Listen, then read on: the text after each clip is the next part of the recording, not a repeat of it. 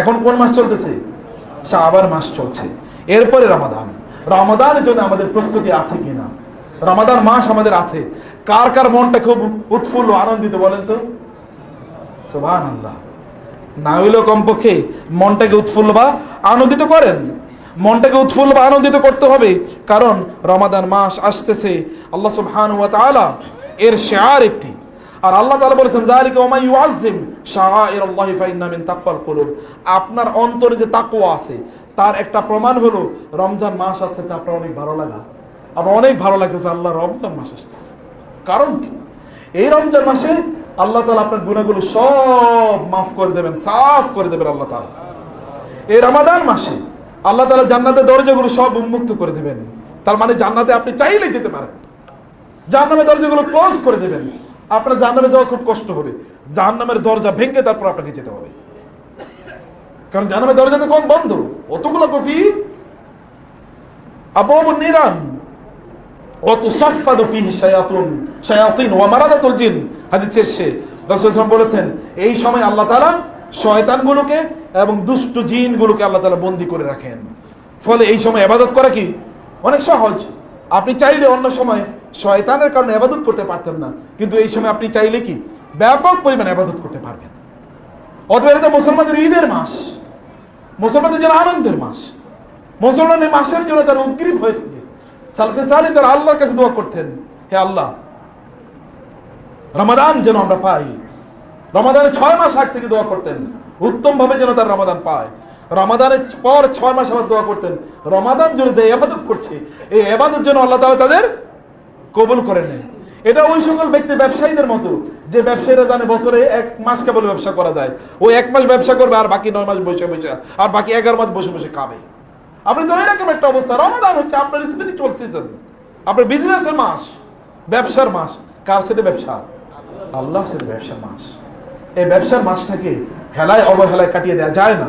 ফলে এই ব্যবসার মাসের জন্য আপনাকে অবশ্যই প্রস্তুতি নিতে হয়।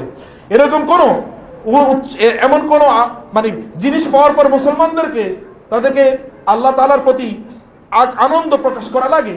আল্লাহ সুবহানাহু ওয়া তাআলা কোরআনে সেই কথা উল্লেখ করেছেন, কুল বিফাদলিল্লাহি ওয়া বিরহমাতিহি ফাবিযালিকা ফালইফরাহু হুয়া খায়রুম মিম্মা ইয়াজমাউন। বলুন আল্লাহর অনুমতি ক্রমে, আল্লাহর অনুগ্রহ ক্রমে, আল্লাহর রহমতের মাধ্যমে আল্লাহ তাআলা তোমাদেরকে এই কোরআন দিয়েছেন।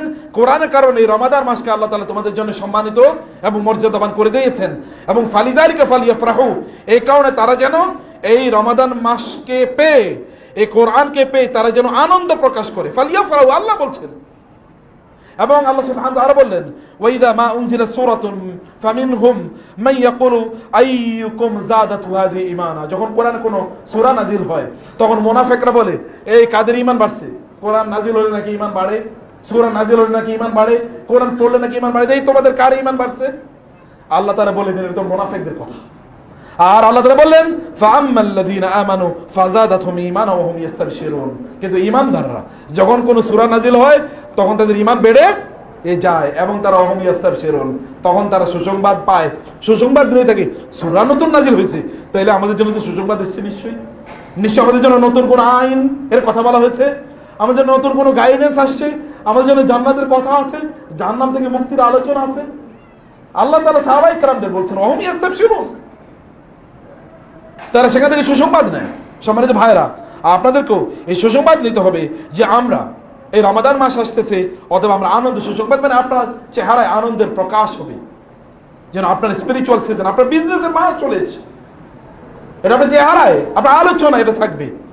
এবং এই কারণে আমি কয়েকটা পয়েন্ট আবার আপনাদেরকে বলতে চাই। এটা হলো 1 নম্বর, চেহারার মধ্যে একটা আলোক উজ্জ্বল ভাব, একটা আগ্রহ, এক ধরনের আনন্দ, উৎসব, উৎসাহ ইত্যাদি আপনার মধ্যে থাকুক। রমাদান আসছে যে প্রস্তুতি দরকার, রমাদান আসছে যে প্রস্তুতি দরকার, এই প্রস্তুতির আলোচনা চলুক, সর্বত্র আলোচনা চলুক। রমাদান আসছে যে ভাই কবে রমজান, জিজ্ঞেস করেন একজনকে, ভাই জানেন তো আর 10 দিন পরে, 12 দিন পরে, 15 দিন পরে রমজান। একথা বলতে হবে, দোকানে গিয়ে বলতে হবে, বাজারে গিয়ে বলতে হবে, রাস্তায় কারোর সাথে দেখা হলে আলোচনা, ভাই কেমন আছেন, জানেন তো কয়েকদিন পরে রমজান শুরু, বলেন। এটা আপনার রাসূল বলতেন। রমাদান আসার আগেই শাবান মাস আসলেই তিনি লোকজনকে বলতেন না ইউহান নাস আতাকুম শাহরুন আযীম শাহরুন মুবারাকুন, এ লোকেরা মহা মাস, মহামূল্যবান মাস চলে এসেছে, বারাকাপূর্ণ মাস চলে এসেছে। এটা তিনি বলতেন। আপনাদেরকে বলতে হবে ভাইরা, বোনরা, এটা বোনেরা যারা আছেন, ভাবিদের সাথে দেখা হলে, বোনদের সাথে দেখা হলে, বান্ধবীদের সাথে দেখা হলে, কথা হলে তাদেরকে বলেন, আপু জানো তো, বুবু জানো তো, বোন জানো তো। অন্যদেরকে বলেন যে জানো তো তুমি এই দিন পর, এই যে ওই তারিখ থেকে রমজান শুরু হচ্ছে। কবে রমজান শুরু হচ্ছে বলেন তো, কে জানেন? ইংরেজি মাসের কবে শুরু হবে? 2 তারিখ, 1 তারিখ, যে কোনো একটা তাতে আমরা জানি না এখনো, কিন্তু মোটামুটি আপনাদের জানা আছে যে এরকম একটা সময়ে রমাদান শুরু হবে ইনশাআল্লাহ। অতএব সেই আলোচনাটা আপনাদের ঘরে থাকুক। 2 নম্বর বিষয় হচ্ছে আলোচনা থাকতে হবে, আলোচনা চাউর থাকতে হবে। যেমন বিভিন্ন ইস্যু নিয়ে আমরা চিন্তা করি, ওই দিন ওইটা হবে, ওই দিন ওইটা হবে। সেদিন আপনার ম্যারেজ ডে কবে, এদিন আপনার চিন্তা থাকে। আর পরীক্ষা কবে, এটা নিয়ে আলোচনা থাকে। এটা তার চেয়ে বড় ঘটনা। অতএব এই ঘটনাটা আপনাদের আলোচনার মধ্যে থাকুক। এটা 1 নম্বর পয়েন্ট আপনাদের। 2 নম্বর পয়েন্ট হচ্ছে তার জন্য প্রস্তুতি, মানসিক প্রস্তুতি। মানসিক প্রস্তুতি কি? শারীরিক 2 নম্বর প্রস্তুতির কথা বলে রাখি। রমাদান এটা ইবাদতের মাস নাকি বাজারের মাস? রমাদান ইবাদতের মাস নাকি খাবারের মাস? ইবাদতের মাস। ঠিক আছে, রমাদানে তো আপনাদেরকে সাহারি এবং ইফতার খেতে হবে। সাহারি এবং ইফতারের কোনো আইটেম যদি প্রয়োজন হয়, বাজারে যান, এখনই কিনে নেন, যেন রমাদানে আপনাদেরকে বাজারে না যাওয়া লাগে। 3 নম্বর হচ্ছে, মানে এর সাথে সম্পৃক্ত, তাহলে আপনার এরপরে ঈদ হবে, ঈদের জন্য আপনাদের জামা কাপড় লাগবে, এখনই বাজারে যান, বাজার থেকে জামা কাপড় কিনে নেন। রমাদানের জন্য আপনাদেরকে বের না হতে হয়। যখন আল্লাহ সুবহানাহু ওয়া তাআলার সান্নিধ্যে যাওয়ার কথা, রাতের বেলা আল্লাহর ইবাদতে আপনার দাঁড়িয়ে থেকে সময়গুলো কাটানোর কথা, সেই সময় যেন আপনাদের মান সামা মান কামা রমাদানা ঈমানান ওয়া ইহতিসাবা গফিরা লাহু মা তাকাদ্দামা মিন যামবি। কেউ যদি রমাদানের রাতগুলো দাঁড়িয়ে ইবাদত করে, সালাত আদায় করে, কোরআন তেলাওয়াত করে রাতগুলো কাটায়, আল্লাহ তাআলা এর কারণে তাদের অতীতের সব গুনাহ মাফ করে দেবেন। এই সিজন আপনি পাবেন কই? তখন আপনি রাস্তায় রাস্তায় ঘুরে বেড়াবেন, মহিলারা তখন রাস্তায় রাস্তায় ঘুরে বেড়াবে, দোকানিদের সাথে গিয়ে গল্প করবেন, আলাপ করবেন, লম্বা সময় যে জিনিসগুলো খুঁজবেন, কিনতে চাইবেন, আর আল্লাহ তাআলা আপনার গুনাহগুলো মাফ করে দেবেন, তা হবে না।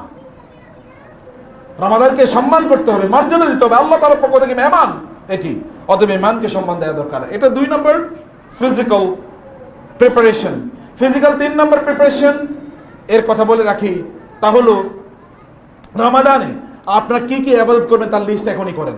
বন্ধুদেরকে বলে রাখি, রমাদানে দুপুর থেকে শুরু করে সন্ধ্যা পর্যন্ত কেবল ইফতারি কি কি আইটেম খাবে, এগুলো নিয়ে আপনি চিন্তায় মগ্ন থাকবেন, রান্নাঘরে থাকবেন। আপনার কাজ যখন আল্লাহ তাআলা ইবাদত কবুল করেন, দোয়া কবুল করেন, ইফতারের পূর্ববর্তী মুহূর্তে যখন দোয়া কবুল হয়, তখন আপনি রান্নাঘরে হুলস্থুল করতে থাকবেন। এই কাজ করা চলবে না। এখন থেকেই সিদ্ধান্ত নিয়ে নেন, এই রমাদানে কিভাবে সময়টা কাটাবেন, প্ল্যান করেন, রুটিন করেন। কারণ শাবান মাস কি রোজার মাস না? শাবান মাস রোজার মাস কি না?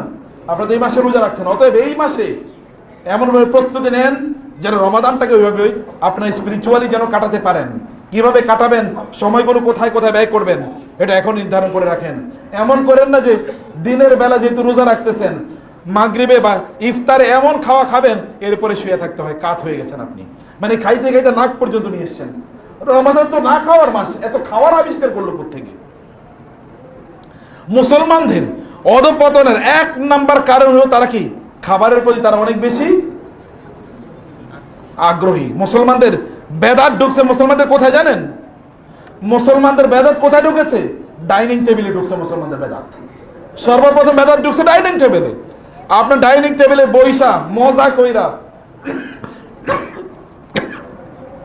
15-20 আইটেম নিয়ে এরপরে খাবেন, সিবিয়া সিবিয়া খাবেন। গরু যেমনি ভাবে জাবর কাটে, সিবিয়া সিবিয়া খায় 1.5 ঘন্টা 2 ঘন্টা জুড়ে। এই জাতির উন্নয়ন হয় কিভাবে, উত্থান হয় কিভাবে? আপনার রাসূল তো 3টা খেজুর খেয়েছেন, অথবা 1টা খেজুর খেয়েছেন, কখনো কখনো ইফতারিতে পানি খেয়েছেন শুধু। দেখেন না হাদিসের কথা, তিনি কেবল কয়েক ঢুক পানি খেয়েছেন, এরপরও সারা রাত দাঁড়িয়ে ইবাদত করেছেন। খাবার থেকে শক্তি আসে না, খাবার থেকে শক্তি আসে না। শক্তি দেওয়ার মালিক যিনি, লা হাওলা ওয়ালা কুওয়াতা, কুওয়ার মালিক কি? কুওয়া শক্তির মালিক কে? আল্লাহ। there is no power except from Allah. শক্তি আসে আল্লাহর পক্ষ থেকে। তার মানে আপনি না খেয়ে থাকবেন না, আপনি খাবেন কিন্তু পরিমিত, কম খান। ইফতারের আইটেমটাকে আপনাদের একমাত্র উদ্দেশ্য বানিয়ে নেবেন না। এই সময়ে আপনার দোয়া কবুলের আনন্দের মুহূর্ত, মানে দোয়া কবুলের মুহূর্ত। খাবারে এত সময় দেবেন না। তখন তো আমরা 15 মিনিট পরে মাগরিবের নামাজ আদায় করি, তারপরে অধিকাংশ লোক জামাতে আসতে পারে না, এত খায়। এটা খাবারের মাস না, এটা ইবাদতের মাস। হ্যাঁ, খাবারের মাস। কিসের খাবার? রুহের খাবার, শরীরের খাবার না। শরীরে তো 11 মাসে খাওয়ালেন। অতএব এরকম খাবারের মাস এটাকে বানিয়ে ফেলবেন না প্রিয় ভাইরা। আত্মার খাবার প্রদান করুন। অতএব আত্মার খাবার দেওয়ার জন্য আপনাকে এখনই রুটিন করতে হবে কিভাবে সময় কাটাবেন। তওবা করে আপনি রমাদানে প্রবেশ করুন। তওবা করলে আপনি ইবাদতের মজা পাবেন। সাহাবায়ে সালফে সালি তারা বলতেন, তোমরা ইবাদতের মজা 3টে জিনিসের মধ্যে খোঁজো। রমাদান এই 3টে জিনিসের মধ্যে আপনি আপনার নিজকে ব্যস্ত করে রাখবেন। একটা হচ্ছে ফিস সালাত। যদি আপনি চান ইবাদতের মজা কাকে বলে, তাহলে নামাজের মধ্যে খোঁজেন। নামাজের বাইরে ইবাদতের মজা পাওয়া যাবে না। ইবাদতের মজা 2 নম্বর পাবেন কোথায়? ফিস যিকরি। 1 নম্বর হচ্ছে ফিস সালাত, দুটো জায়গায় ফিস যিকির। আল্লাহ জিকির করুন, ইবাদতের মজা পাবেন। সকালবেলা জিকির করুন, সন্ধ্যাবেলা জিকির করুন, বিভিন্ন সময় জিকির করতে থাকেন, আল্লাহর কসম ইবাদতের মজা পাবেন। মজা কাকে বলে? এবং 3 নম্বর হচ্ছে ইনদা তিলাওয়াতিল কোরআন। কোরআন তেলাওয়াতের সময় ইবাদতের মজা পাবেন। তেলাওয়াত করুন অথবা তেলাওয়াত শুনুন। তেলাওয়াত করুন এবং তেলাওয়াত শুনুন। রাসূল সাল্লাল্লাহু আলাইহি ওয়াসাল্লাম বলেছেন, লাল্লাহু আশাদ্দু উযুনান লিররাজুলিল হাসানিস সাউতি লিতিলাওয়াতিল কোরআন। আল্লাহ তাআলা যখন একজন ব্যক্তি সুন্দর করে কোরআন তেলাওয়াত করে, আল্লাহ ওই তেলাওয়াতটা সবার চেয়ে বেশি মনোযোগ দিয়ে শুনেন। আপনার তেলাওয়াত আল্লাহ শুনতেছেন। কেমন এলিট ক্লাসের লোক আপনি, কেমন অ্যারিস্টোক্রেটিক।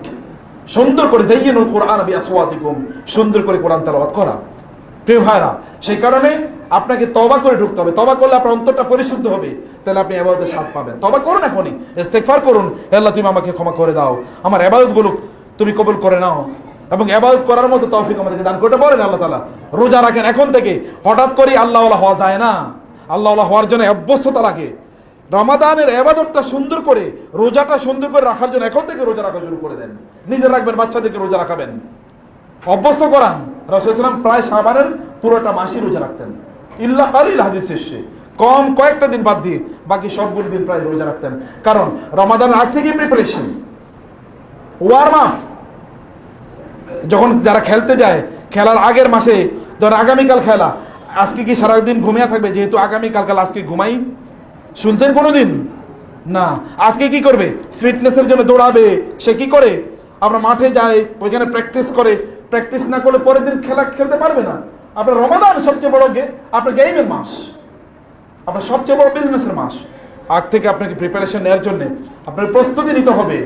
প্রস্তুতি নেওয়ার জন্য আপনাকে এখন থেকেই আপনার রোজা রাখা দরকার। প্রিয় ভাইরা, বেশি বেশি রোজা রাখার চেষ্টা করুন।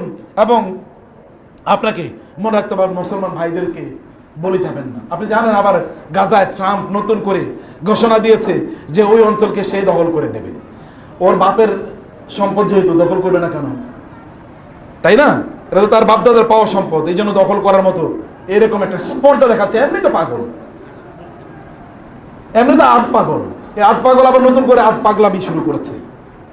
আপনার এই ভাইবের জন্য আপনাদের দোয়া করা লাগবে না? লাগবে কিনা? যখন আপনি বিপদে পড়বেন, ওই যে ভাইদের জন্য দোয়া করছেন না, এই দোয়ার কারণে আল্লাহ তাআলা আপনার বিপদ দূর করে দেবেন। ওই জন্য দোয়া করেন। এটা আপনার নিজের জন্য করছেন, ওনাদের জন্য করছেন না। You are doing something for them, many that ultimately you are doing it for you. আপনি নিজের জন্য করছেন। কারণ আল্লাহ রাসূল সাল্লাল্লাহু আলাইহি ওয়াসাল্লাম বলেছেন, কেউ যদি কোনো মুসলমান ভাইয়ের জন্য দোয়া করে বিজয়িল গায়ব, তার অনুপস্থিতিতে, তাহলে একজন ফেরেশতা তার পাশে দাঁড়িয়ে বলেন, আল্লাহ এই ব্যক্তি ওর জন্য যা দোয়া করছে তুমি তার জন্য তাই কবুল করে নাও, তাকে তুমি তাই দাও। অথবা অন্যের জন্য দোয়া করা মানে নিজের জন্য দোয়া করা। এটা আপনি করবেন। প্রিয় ভাইরা, কোরআন তেলাওয়াত এই সময় বেশি বেশি কোরআন তেলাওয়াত করুন। কারণ রমাদান হচ্ছে কোরআনের মাস। আমি আজকে আলোচনা করার সুযোগ পেলাম না, কিন্তু রমাদান কোরআনের মাস। মানে কোরআনের কারণ রমাদানের মর্যাদা। কোরআন বাদ দিয়ে আপনি রমাদান উদযাপন করবেন, কোনো কাজে লাগবে না। কোরআন তেলাওয়াত করুন, কোরআন তেলাওয়াত শুনুন। রাসূল সাল্লাল্লাহু আলাইহি ওয়াসাল্লাম অন্যের কাছে কোরআন তেলাওয়াত শুনতেন। সাহাবায়ে কেরাম থেকে ডেকে বলতেন, একটু তেলাওয়াত করো, তেলাওয়াত শুনেন। সবচেয়ে বিশুদ্ধ, সবচেয়ে সুন্দর, আপনার অন্তরটাকে কাঁপিয়ে দেবে, অন্তরটাকে নরম করবে এরকম তেলাওয়াতগুলো শুনুন। ইউটিউবে এরকম অভাব নাই, কাজে লাগান এই সময়গুলোকে। তেলাওয়াতগুলো শুনুন বেশি বেশি করে। কোরআনের অর্থ বোঝার চেষ্টা করুন, নিজের চেষ্টা করেন কোরআন অর্থ যতটুকু বুঝতে পারেন। এবং রমাদানের ফজিলত নিয়ে বাসায় আলোচনা করেন। যে কথা আমি আগে বলেছি, বিভিন্ন জায়গায় এই কথাবার্তাগুলো এগুলো বলতে থাকেন, এবং জাকাত এখন থেকে, সাদাকা এখন থেকে করা শুরু করে দেন। আপনার রোজা রাখবেন, অন্যদের রোজা রাখা লাগবে না? অন্যদের রোজা রাখার জন্য তাদেরকে কিছু সাহায্য সহযোগিতা অবশ্যই করা লাগবে। তাদেরকে সাদাকা, জাকাত, যারা জাকাত দেবেন তারা এখন থেকে অ্যাডভান্স জাকাত দেওয়া শুরু করে দেন। কারণ সালফে সাহালিন সাহাবায়ে কেরাম রাদিয়াল্লাহু তাআলা আনহুম তারা শাবান থেকে জাকাত দেওয়া শুরু করে দিতেন, যেন যারা গরিব মিসকিন তারা যেন রমাদানটাকে ভালো করে কাটাতে পারে, উদযাপন করতে পারে। আল্লাহ সুবহানাহু ওয়া তাআলা আমাদেরকে রমাদানকে উত্তমভাবে স্বাগত জানানোর তৌফিক দান করুন। আল্লাহুম্মা আমিন। আকুল কওলি হাযা ওয়া আস্তাগফিরুল্লাহ লি ওয়া লাকুম ওয়া লিসাইরিল মুসলিমিন ফাস্তাগফিরুহু ইন্নাহু হুয়াল গফুরুর রহিম।